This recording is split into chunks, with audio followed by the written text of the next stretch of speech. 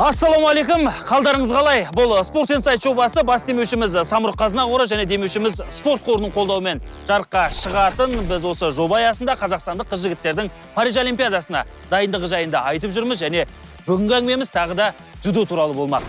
Жалпы жапон жекпе-жегі десе есімізге бірден ерлер арасында Елдос Сметов қана келеді, ал менің айтпағым одан басқа да. Осы Елдостың ізін басып келе жатқан және қарым-қабілеті өте жоғары спортшыларымыз бар. Соның бірі 100 келіге дейінгі салмақ дәрежесіндегі Нұрлыхан Шархан. Нұрлыхан соңғы жылдары халықаралық, құрлықтық және әлемдік додаларда өте жақсы өнер көрсетіп жүр. Соның арқасында Париж Олимпиадасына арнайы квотаны жеңіп алды. Жоғарыда айттық, 100 келіге дейінгі салмақ дәрежесінде өнер көрсетеді. Бұл жауапкершілігі көп салмақ, өйткені Қазақстан дзюдо тарихындағы Олимпиада болсын, әлем чемпионаты болсын, тарихи нәтижелер тіркелген салмақ дәрежесі. Енді Нұрлыхан сол жеңіс жолын жалғауға міндетті. Қысқаша ақпараттар осындай Нұрлыхан туралы. Мен оны дәл осы жекпе-жек сарайында өткен жаттығу жиынында кездестірдім. Көкейімдегі сұрақтарды қойдым, жауабын алдым. Жаттығудың да барысын тамашаладым. Енді сол жиған тергенімді дәл қазір сіздің назарға ұсынғым келіп тұр. Ендеше уақыттарыңызды алмай бастайық.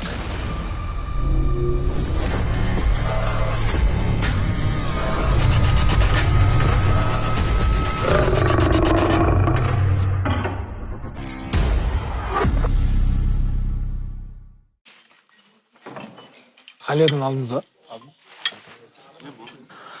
Нұреке, қысылмаңыз. Әдем болып тұр. Шашта қалыпты алу керек еді. Асханада отырмыз ғой. Не қалай? Тамақтың мәзірі, сосын не ма? Тұзы жоқ, қанты жоқ дегендер шектеулер бар ма? Жалпы салмақ қойған кезде, ондай шектеулер болады әрине. Қантсыз, тәтті су көп ішпей, газированный су көп ішпей. Жалпы жекпе-жек тамағына келетін болсақ, өте керемет тамағы. Тойымды, үйдегідей. Спортта жүргенде үйде біраз болды бұл, бармағанымызға енді.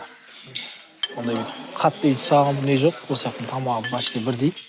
Үйде қандай тамақ дайындайды? Арасында бір барғанда. Енді бізде қазақ болғаннан бешбармақ қой. Ең алдымен бешбармақ, палау. Бір жылдың неше күнде боласың үйде? Былай енді жалпы есептемеппін енді. Шамамен.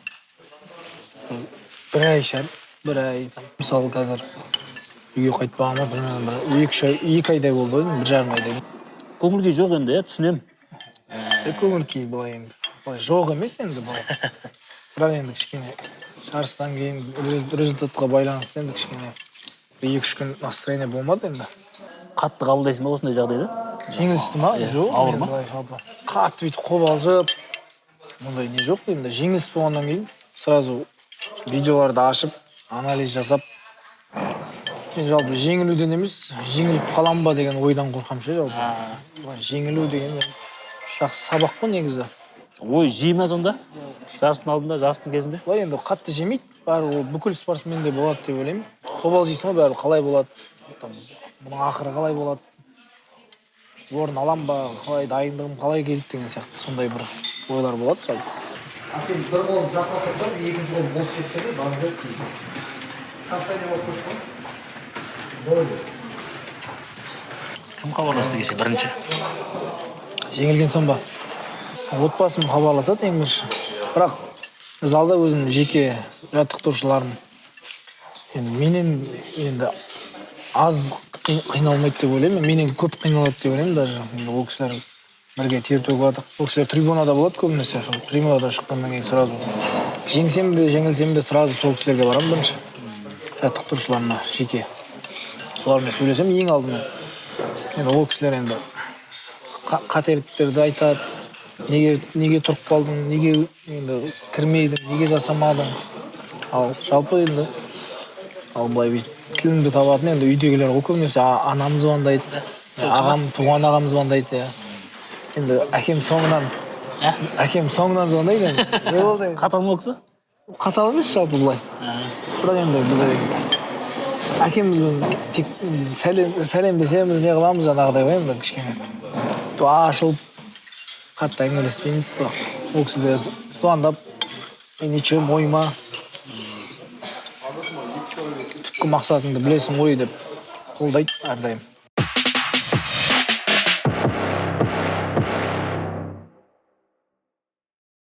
Нұреке, енді мақсатымыз жағдайларыңызды біліп, жаттығудың барысын көріп, Олимпиада алдындағы қарбалас көріп жатырық енді, оңай емес. Жарыс деген өте тығыз кестесі дзюдода. Айтып берсеңіз, өзіңіздің жағдайыңыз қалай, көңіл күйі қалай, ұлттық құрамадағы атмосфера деген сияқты. Көңіл күй бәрі керемет енді, бірақ кеше кішкене қарасамда жол болмады енді кішкене. Бабымыз келіп тұрды енді, бақ шаппай кішкене. Елде болғаннан кейін медаль алғымыз келді, қанша дайындалдық. Жалпы енді жағдай бәрі жақсы, травмадан бәрінен аманбыз. Сол енді бізде рейтинг қой, енді өздеріңіз білетіндей очко. Сол очко жағы кішкене неғып тұр. 500-дей очко болса, уже мен өзімнің рейтингіммен кірем. Ал қазіргі уақытта мен 22-ші орында, 22-ші сатыда тұрмын әлемдік рейтингте. Ана бір екі елде тұрса түсіп қалатын еді. Бірақ сіздің сіздің салмақта екі елді таба алмадым ба әлі іздеп отыр. Біздің салмақ кішкенесінде конкуренция көп. Қазір мен енді құрлықтық квота дейді ғой. Әр мемлекетке бір-ақ адамға беріледі. Сондайда тұрмын. Бірінші олимпиада болады ғой бұл жалпы кәсіпқой мансаптағы, иә? Бірінші олимпиада болып барсам. Бала кезгі арман шығар, бағана әңгіменің барысында айтып жатсың, Бекзат Саттарханов 6 медаль әкеліп жатқан кезде біз дүниеге келіп жатырмыз екенбіз деген сияқты. Әрине ол бала кезден осы спортты бастағанның олимпиада ойындары 4 жылда бір болатын ол мақсатымыз, арман, былайша айтсаң. Жатсақ тұрсақ та соны ойлаймыз. Барсақ, көрсек, күрессек, еліміздің атын шығарсақ. 2000 жылы дүниеге келгендіктен енді соны айтқанмын ғой жаңа Бекзат Саттарханов жайлы.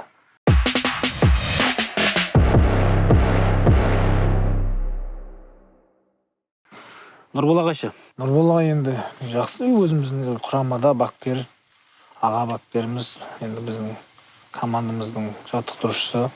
Бізге де ол кісінің жаны ашиды, енді айтып отырады. Барлығын қателіктерімізді айтады, жарыстан кейін қолыңнан келетін еді ғой деп, ол кісіде біз қалай өкінеді. Қазір енді бізді жастар күресін, жастарға шанс берейік деп ол кісіде шырылдап жатыр ғой. Ол кісіге де рахмет, құрамада бізді қолдап әрдайым барлық жаттықтырушылар, құрамадағы жаттықтырушылар, жеке жаттықтырушыларға. Құрамада, командада енді атмосфера бәрі жақсы, енді орын алып жатқандары бар. Енді қазір кішкене өзімде спат болып жатыр, енді спортсменде спат дейді ғой. Мен түсінемін, Оны көбісі түсінеді, көбісі түсінбейді, қарапайым жанкүйерлер түсінбейді.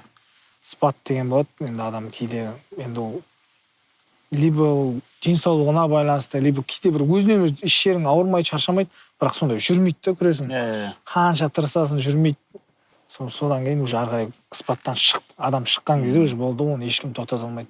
Әлем чемпионаты мен олимпиадаға осындай бір формада келеді деп үміттенеміз. Құдай қаласа, тыңылып дайындалып отырмыз. 100 келі деген жалпы жауапкершілігі көп салмақ, иә?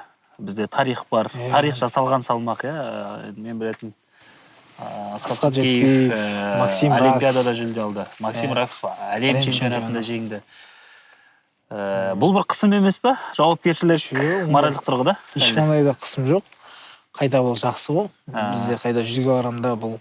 Бізде көбінесе конкуренция ол жеңіл салмақтарда ғой.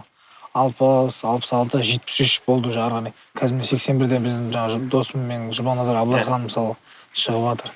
90, 100 плюс килограммда бізде енді Қазақстанның ішінде конкуренция бар, бірақ шетелде мысалы күрес кішкене не дұрыс болмайды да. Ол жақсы бір жағынан қайта. Бізде олимпийцтер бар, әлем чемпиондары бар. Солардан асқың келеді, солардың басы босқың келеді. Ниет бар жалпы сондай бір. Жеткеев қазір федерацияның басқасында сөйлесіп тұрасыздар ма? Қандай ақыл кеңесін айтады? Әлде араласпай ма жаттығудың барысына? Енді жарысқа әрдайым келіп отырады. Жарысқа бізді әрдайым жарыстарға бізден қалмайды. Айтып отырады ақыл кеңесін. Жалпы ондай араласпайды деген әңгіме емес. Әрдайым сол біздің жаттықтырушылармен енді келісіліп отыратын бұл программа ғой. Француз мамандармен. Өзіңе жеке бір нелерін айтпайын ба деймін ғой, кезіндегі тәжірибелерін, қулықтарын. Тәжірибе болғанда біз күресіміз келмейді ол кісімен. Ол кісі енді сәл денелі, ірі. Ал мен енді кішкене тізеге отыратын әдістер жасаймын. Бірақ енді айтып отырады, әй қабат деген, отырып жүре керек еді деген сияқты. Кеше мысалы Азия чемпионатында өзбек палуанымен күресіп ұтылып қалдым, ұтып алып 28 секунд қана түсіп қалдым ғой. Сол кезде әй шыдап жүре керек еді шамалы деп не қылып жұбатып не алды жалпы, иә. Сөйлесіп отырамыз. Раков ше? Максим Раков. Осы жарыстарда көремін мен өзім. Сіздер де солай шығар? Иә, Ресми жарыстарда көреміз, жарыстарда көріп амандасып отырамыз, жалпы амандасып айтады ол кісі де жалпы. Былай енді бір қатты бір араласамын деп айта алмаймын, бірақ енді жалпы көрген кезімізде амандасып, жаңағыдай қателіктерді жарыста көрсек, жарыста айтып деген сияқты. Ол кісі жақында келді, IGF күреске, неге, оң алдындары кішкене өзінің шаруасымен, Қарағандыда деген сияқты. Француз мамандарын айтып қалдыңыз ғой? Жұмыстың барысы қалай жалпы? Өйткені біз ішін білмейміз, сырттай бір кей кезде сындар болады. Жалпы енді француздар қазір уже өзіміз сияқты болып кетті ғой, былай. Қазақша үйретіп қойыпсыздар, көрдім. Қазақша біледі, жалпы. Тренировочный процесті де уже бізде үйрендік, ол кісілер де біздің менталитетті түсінді. Уже бізге как-то уже нормально, басында енді қиын болды. Ол кісілер де басқаша, бізде басқаша. Біз тренировканы оны түсінбей, ал қазір жақсы уже. Атмосфера бәрі нормально. Берері бар ма екен негізі? Бар ғой енді, әрине. Жоқ деп айта алмаймын енді. Біреуге, мысалы, басқаша берді, біреуге физический жағынан берді, мысалы, Абибаға берді деген сияқты ғой енді. Мысалы, бізге де беріп, жаңағыдай физикалық. Әрқайсымен индивидуалды ма? Индивидуалды да жұмыс істейді, былай да общий командамен жұмыс істейді. Былай шақырып алып кейде айтады, сен былай, сен былай, захваттар былай деп.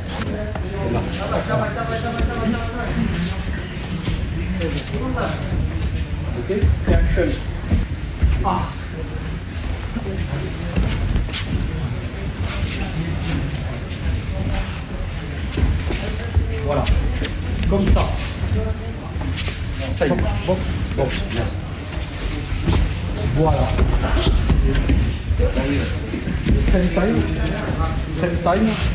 Same time. Құрметті достар, Париж Олимпиадасының басталуына өте аз қалды және күн өткен сайын бұл аралық қысқара түсуде. Осы тұрғыда мен спортшыларымызды барынша қолдауға шақырамын, өйткені олар оны сезеді және содан мотивация алады. Тіпті осы спортшыларымыздың жағдайын жақсартуға, жалпы еліміздегі спорттағы жағдайды жақсартуға бағытталған ұсыныстар болса, оны да жаза кетіңіздер, міндетті түрде ескеріп, тиісті жерлерге жеткізуге тырысамыз. Айтпағым, біз осы жоба аясында бас демеушіміз Самұрық-қазына қоры және демеушіміз спорт қорының қолдауымен жарыққа шығып жатқан Париж Олимпиадасына қатысатын қазақстандық қыз-жігіттерді таныстырып қана қоймай, солардың көкейкесті деген мәселелерінің шешілуіне де түрткі болғымыз келеді. Соған бірге атсалысайық. Уақыт бөліп тыңдағандарыңызға рахмет және видеоны көруді жалғастырамыз. Біз енді ортаңғы буынбыз ғой құрамада. Мен бар, Шәмшайып, Данияр, Абылайхан Жұбаназар, бәріміз құрдаспыз, бәріміз бір жыл 2000-2001.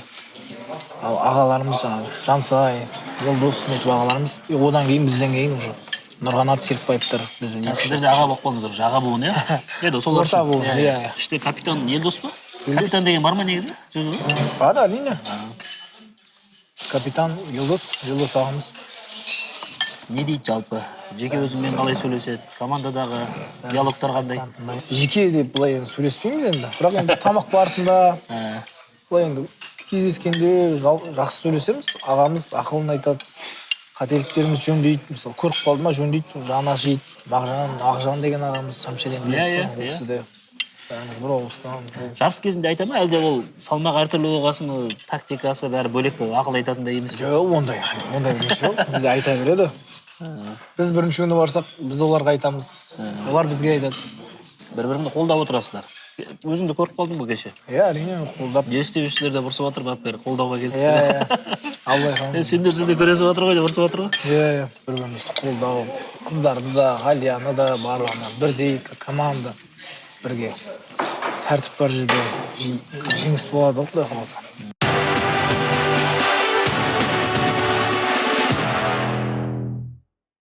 Жаттығу процесі ауыр екен өте. Оңай емес, қара жұмыс қой. Ойды немен серік етесің? Жаңа PlayStation'да айтып қалдың. Жалпы хобби қандай деймін ғой. Өйткені тек қана жаңа бапкер айтады, мына жерде тұр дейді кеше Гранд Слэмнен кейін жаттығу залы деген.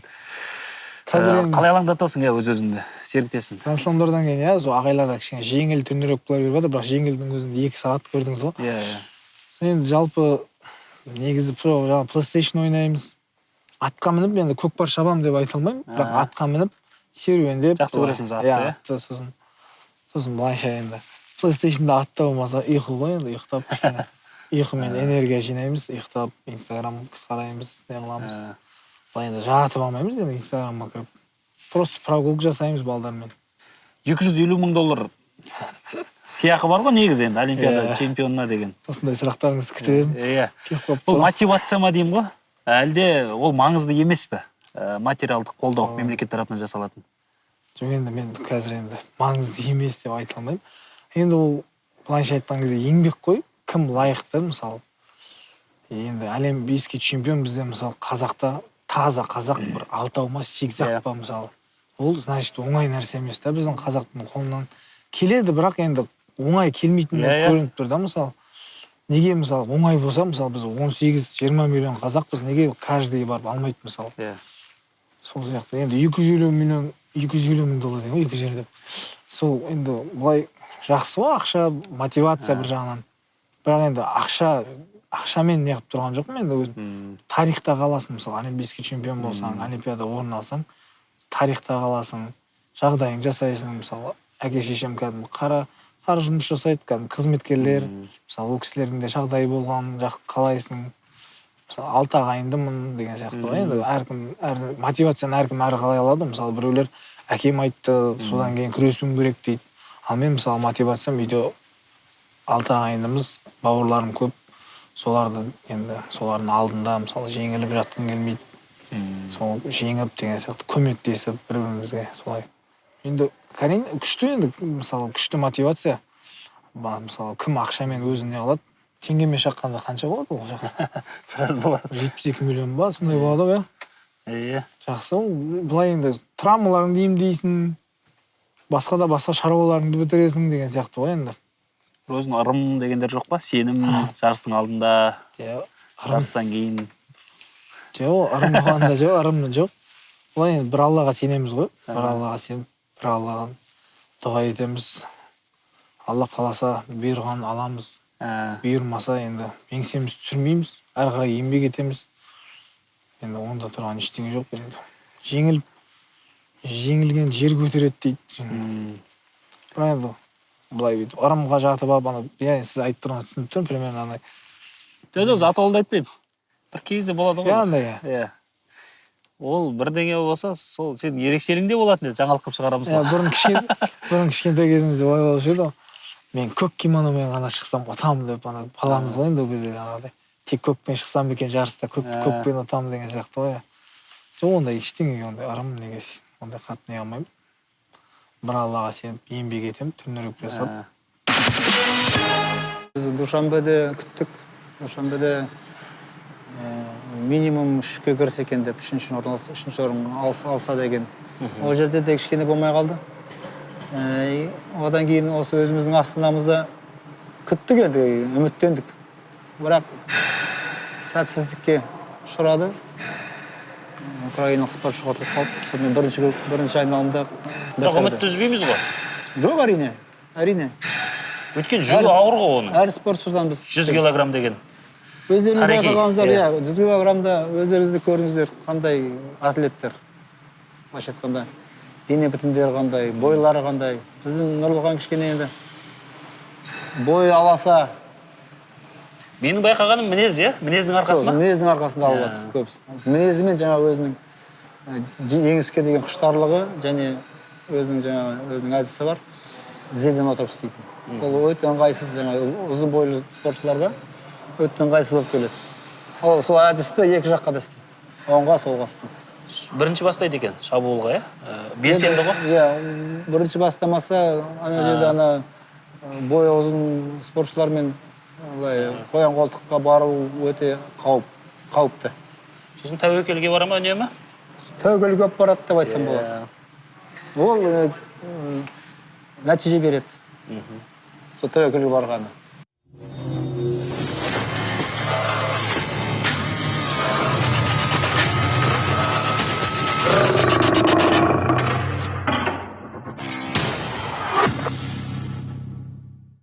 Олимпиадалық рейтингтің алдыңғы 22-сі ме өтетін? 20-сы. 20-сы өтеді, әр салмақта әрі қалай ма, әлде барлығында сондай ма? Әр салмақ 20 сияқты бүкіл 20-сы. 20-қа тұрған бәрімен кездесіп шықтың ба? бір екі-үш қарсыласпен кездеспедім, әлі орыспен кездеспедім. Кониковский Матвей деген, сосын моңғол палуаны бар.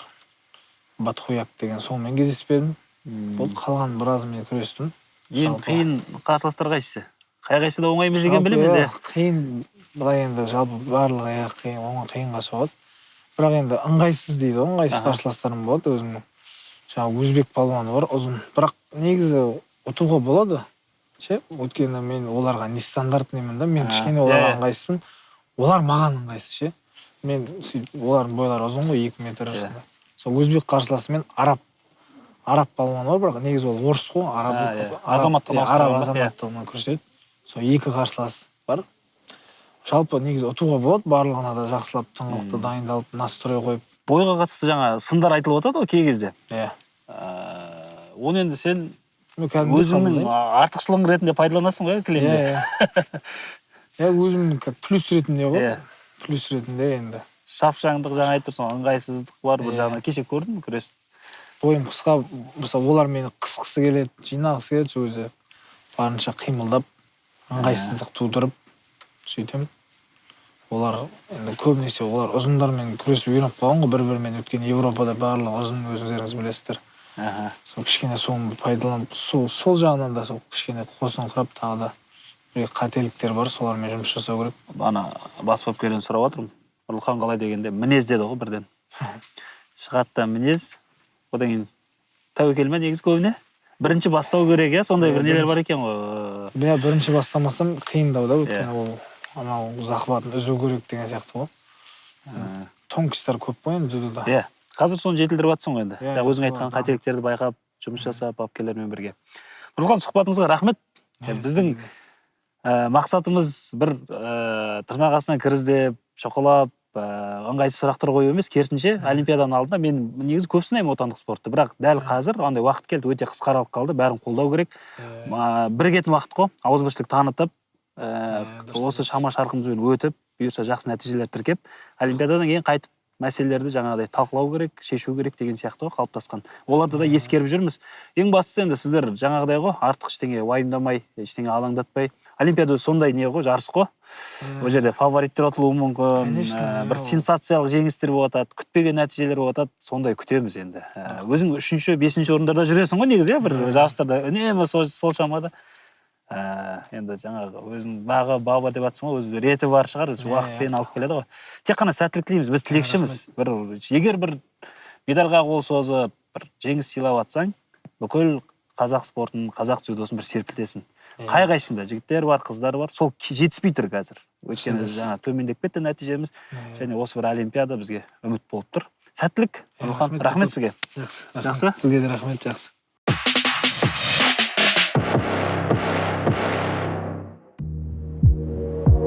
Сонымен сұхбат көңіліңізден шықты деген үміттемін. Дәл осы видеоның астына пікір қалдырыңыздар, барынша таратыңыздар. Бұның барлығы қазақстандық қыз жігіттер үшін кәдімгідей қолдау. Sport Insight жобасы бас демеушіміз Самұрық-Қазына қоры және демеушіміз спорт қорының қолдауымен жарыққа шығатын ары қарай да жалғасын табады және алдағы күндері дәл осы жоба аясында кімдерді көргілеріңіз келеді, кімдерге қандай сұрақ қойғаныңызды қалайсыз, оны да пікірге қалдыра кетіңіздер, міндетті түрде ескереміз және келесі кездескенше сау болыңыздар дейміз.